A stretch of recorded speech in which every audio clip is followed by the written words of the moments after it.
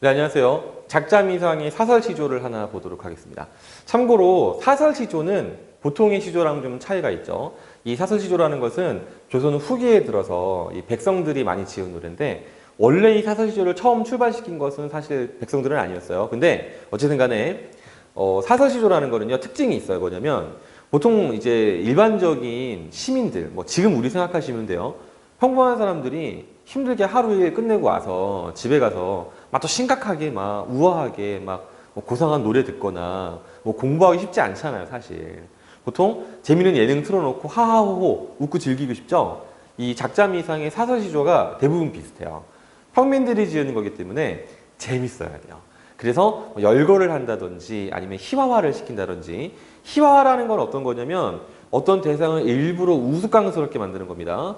이런 식으로 내용을 좀 재밌게 표현하고, 한편 당대의 어떤 부정적인 인식 있죠. 당대 사회가 갖고 있던 모순이나 자기가 싫어하는 무언가에 대해서 좀 우의적으로 이 우의적이라는 건 뭐냐면 다른 대상에 빗대어 돌려서 말한다는 거예요. 우의적으로 풍자라는데, 풍자라는 건 뭐냐면 비판하고자 하는 대상을 직접 너 나빠 이러는 것이 아니라 다른 대상에 돌려서 비판하는 거예요.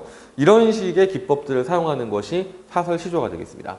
또 길이로 따지면 좀 길어요. 그 이유가 뭐냐면 일단 이 시를 지을 때 길게 짓는 거랑 짧게 짓는 것 중에서, 물론 우리 같은 사람들은 짧게 짓는 게 쉬울 것 같은데 사실은 짧게 짓는 게 더 어려워요. 왜냐면 짧은 내용 안에 많은 내용을 압축해야 되기 때문에. 근데 일반적인 백성들은 그런 훈련이 좀 안 돼 있죠. 그래서 그냥 길이가 좀 길어지고요.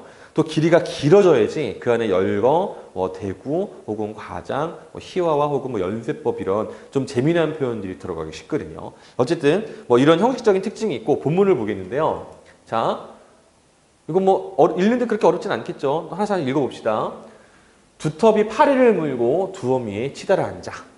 두꺼비가 파리를 물고 두어미에 뛰어 올라가 앉아 있어요. 자, 사실 두엄이라는 거는 뭐냐면 이제 똥이라든지, 너무 과격한 말이죠. 인분 막 이런 것들, 혹은 여러 가지 하여튼 음식 찌꺼기나 이런 것들을 썩혀서 농사에 비료를 쓰는 거잖아. 근데 사람들이 농사에 비료를 쓰기도 하지만 파리가 이거를 먹고 살죠. 우리가 이 똥파리라고 하는 거 있잖아요. 그러면은 이 두엄은 파리 재산이에요. 그런데 두꺼비가 지금 파리 재산 위에 앉아서 파리를 물고 있는 건 뭐냐면 두꺼비가 파리를 괴롭히고 있는 거죠. 재산을 강탈해서. 그런데 옛날 사람들은 이걸 보고 뭘 떠올리느냐? 당시 사회 상황을 떠올립니다. 뭐냐면 두꺼비가 마치 탐관오리 같은 거예요. 자기들을 괴롭히는. 그 다음에 파리가 미안해요. 파리가 자기 자신처럼 생각이 되는 거고, 두엄이 자기가 빼앗긴 재산이라고 생각이 되는 거죠. 자, 그럼 이제 이 초장 자체가 사실 상당히 우의적이고 비판적인 의도, 즉 풍자적인 의도가 있다는 걸 알 수 있겠죠. 중장도 마찬가지입니다. 건너산을 바라보니 백송골이 떠있거늘 가슴이 금직하여 풀떡 뛰어내렸다가 두엄 아래 자빠지거고. 보면 건너편 산을 바라보니 흰 송골매가 떠있거늘 가슴이 섬뜩해서 펄쩍 뛰어내렸다가 두엄 아래 자빠졌구나. 이 두꺼비가 굉장히 치사한 친구예요. 어떤 친구냐? 자, 자기보다 약자인 파리를 막 괴롭히다가, 백송골은 일종의 매입니다. 매는 두꺼비보다 강하잖아요. 즉 약자한테는 강하고 강자한테는 약한 되게 비굴하고 이중적인 태도를 일단 보여주죠. 그래서 백송골을 딱 보자마자 깜짝 놀라요. 가슴이 섬뜩한 거예요. 그래서 뛰어내려가는데 너무 급하게 두려워서 공포에 떨면서 내려가니까 어떻게 해요? 두엄 아래 자빠진 거죠. 즉 머릿속으로 생각해보면 얘가 똥더미 위에 있다가 빼곡빼곡 굴러서 떨어진 거예요. 이거는 뭐냐? 이 시를 쓴 사람이 두꺼비를 의도적으로 우스꽝스럽게 만든 겁니다. 즉 얘가 가지고 이중적 태도가 얄미운 거죠. 이런 이중적 태도, 두꺼비의 어떤 자기를 괴롭히는 모습, 이런 게 싫어서 일부러 우스꽝스럽게 만들면서 희화화를 시키고 있는 장면이라고 여러분들이 이해할 수 있어요.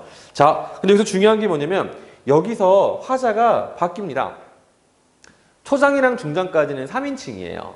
그런데 종장으로 가면서 화자가 두꺼비로 바뀌어요. 내가 그래서 여기 써놨습니다. 두꺼비로 화자가 교체되었다고. 그래서 모처라 날랜 넬시망정, 즉 마침 날랜 나였기에 망정이지 애열질 뻔하게라 피멍이 들 뻔했구나, 이렇게 얘기했는데 무슨 말이냐면 마침 자기가 날쌔서 대굴대굴 굴러내리다가 안전하게 착지를 한 거지. 만약에 다른 사람이었으면은 이거 당연히 피명들었지라고 해서 자화자찬하고 있는 거예요.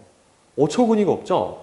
자기가 비굴한 태도를 보이다가 우스꽝스럽게 떼굴떼굴 떨어졌는데 허세를 부리고 있잖아요. 그래서 자화자찬 혹은 허장성세라고 하는데 여기에도 바로 이 시를 지은 사람의 비판적인 의도가 우의적으로 숨어있는 풍자적인 장면이라고 볼 수 있겠습니다. 그럼 이제 작품 정리를 해보면요. 자, 화자의 상황은 어떠느냐. 파리를 괴롭히던 두꺼비가 백성골 앞에서 두려움에 떨다가 허장성세를 부리는 것을 본 거예요. 화자가 본 거죠. 그런데 여기서 각각 이 대상들이 상징하는 바가 있어요.